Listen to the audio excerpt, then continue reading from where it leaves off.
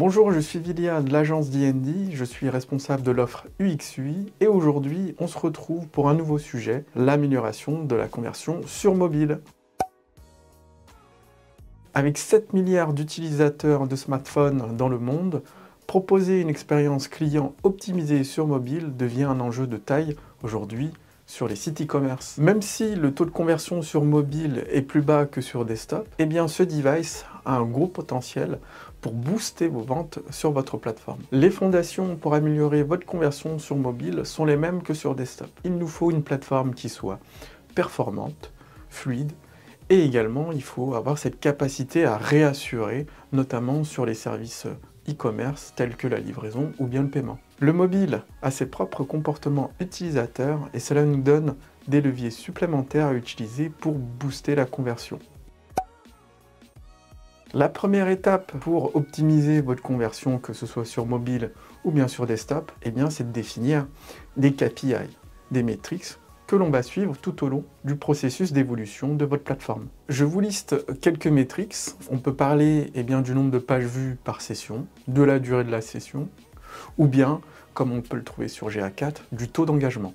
Si vous utilisez des outils qui sont capables de traquer des métriques liées au comportement utilisateur, tels que Hotjar ou bien Content Square, vous pouvez suivre des métriques tels que le taux de scroll, le taux de clic ou le taux de tap sur mobile.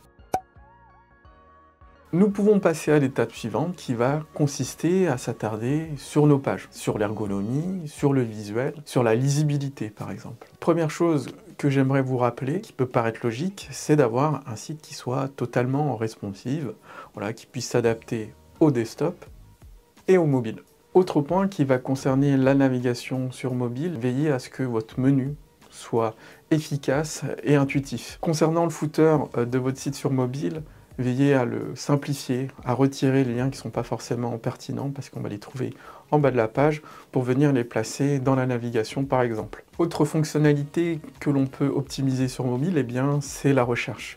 La recherche surtout au niveau de l'autocomplétion où là, comme vous le savez, on peut avoir d'autres éléments sur mobile qui peuvent réduire énormément le champ de vision, tel qu'un clavier, et donc il faut veiller à bien optimiser cet espace pour que tout soit visible, même dans le cas où on va taper du texte dans une barre de recherche. Ce qu'on peut faire aussi sur mobile, c'est utiliser des services qui soient mobile friendly. On peut parler par exemple du chat avec WhatsApp. Enfin, un dernier point qui va concerner les pop-ins sur mobile, veillez à ce qu'elles soient le moins intrusives possible, qu'on puisse les fermer assez facilement.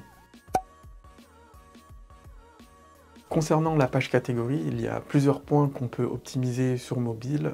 Et le premier va concerner les filtres. Je vous conseille d'afficher vos filtres dans des panels, cela permettra de maximiser l'espace disponible pour les afficher. Pensez à réafficher le fil d'Ariane le plus haut possible dans la page afin qu'il soit accessible le plus tôt possible. Un autre point sur ce listing de produits va concerner l'affichage de la grille. On peut soit décider de l'afficher en 2 colonnes, soit en 1 colonne. Voilà, ça va dépendre de vos produits, de vos types de produits, mais également de la profondeur de votre catalogue, s'il y a énormément de produits affichés ou non. Enfin, une autre évolution qui va concerner vos items produits, c'est la possibilité de consulter plusieurs vues produits via le swipe. Parlons maintenant de la fiche produit sur mobile. La première chose qu'il faut optimiser à tout prix, c'est la ligne de flottaison. Veillez toujours à avoir un élément qui soit coupé au niveau de la ligne de flottaison pour indiquer à l'utilisateur qu'il y a du contenu en bas. Voilà, ça va inciter au scroll. Une autre demande et un besoin client qui est récurrent sur mobile, c'est d'utiliser le sticky. Sur la fiche produit, ça va concerner le bouton ajouter au panier qui doit être disponible à n'importe quel moment du scroll. Les informations que l'on peut mettre dans le sticky, ce sont par exemple le prix, les variations de couleurs, ou bien le nom du produit. Une bonne pratique également à garder à l'esprit, que ce soit sur desktop ou sur mobile, c'est d'afficher au plus vite des éléments de réassurance. Concernant ces éléments de réassurance, on peut parler des délais de livraison, de la livraison rapide, du paiement en plusieurs fois, ou bien des avis clients. Enfin, n'hésitez pas à utiliser les technologies qui sont propres au mobile. On peut parler de la réalité augmentée, où là, le client pourra visualiser et se projeter avec son futur produit dans la vie réelle. Ce qu'il faut garder en tête pour ces pages-là, c'est d'avoir une phase qui soit très rapide, très efficace. Les points à garder en tête pour ces pages, eh bien, c'est d'avoir cette facilité d'utilisation, la rapidité, mais également d'avoir une lisibilité des contenus, et enfin, de réassurer encore une fois sur vos services e-commerce. Toujours dans cette volonté d'accélérer le processus de commande, la première chose qu'on peut mettre en place, c'est la commande en invité. Ça va permettre d'éviter à l'utilisateur de prendre trop de temps à remplir un formulaire. Un autre point qu'on peut ajouter également, c'est d'optimiser le nombre d'étapes. Veillez à ce que votre tunnel d'achat ait le moins d'étapes possible. Une livraison, un paiement, un récapitulatif, et c'est fini. Un autre point d'optimisation sur le tunnel d'achat sur mobile, eh bien, ça va concerner l'optimisation de l'espace. Faites en sorte d'avoir des pages qui soient les moins longues possibles. Un gros point d'optimisation va concerner les formulaires sur mobile. Veillez à ce qu'ils soient hyper lisibles, faciles à remplir.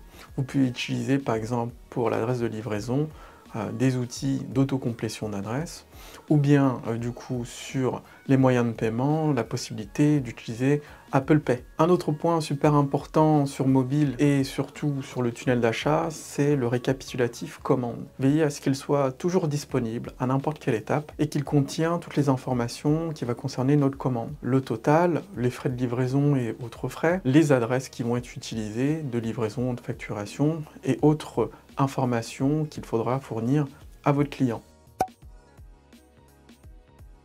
Notre dernière étape va concerner le suivi des métriques. Rien de plus simple pour cette étape. Vous avez au préalable établi la liste des métriques à suivre. Et bien, à la suite de la mise en production de certains chantiers d'optimisation, vous allez pouvoir voir ce qui va fonctionner ou non. On sera ici dans une démarche de test and learn et c'est là où on va pouvoir garder ce qui fonctionne et continuer à optimiser ce qui ne fonctionne pas.